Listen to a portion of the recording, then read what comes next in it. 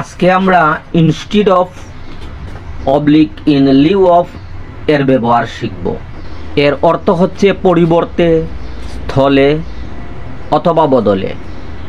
তার স্ট্রাকচার হচ্ছে instead of oblique in lieu of plus noun অথবা pronoun plus gerund plus subject plus verb plus other words.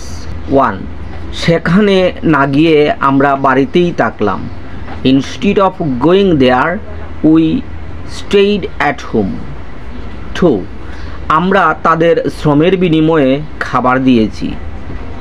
We gave them food in lieu of their labour.